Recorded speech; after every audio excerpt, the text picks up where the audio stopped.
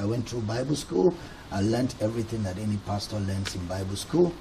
But the missing link for me was what I couldn't put my hand on. It was at this point that the missing link opened up.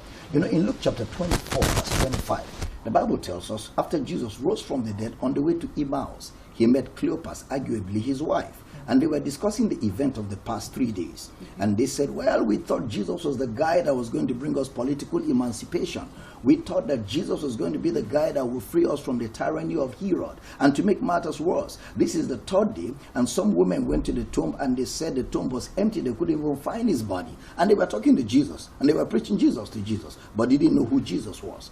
So a preacher can be preaching Jesus, but doesn't know who Jesus is.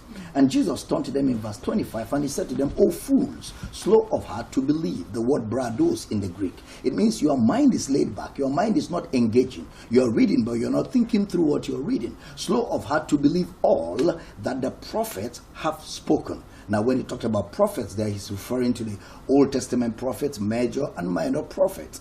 And he says, ought not Christ to have suffered these things and to enter into his glory?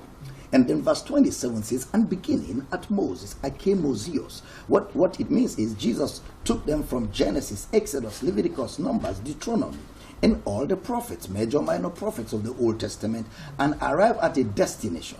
Now, he used a first word that appears in the Greek. The first time it ever appears was used by Jesus. Expounded is the word daimenoa. Daimenoa means to cut across and interpret.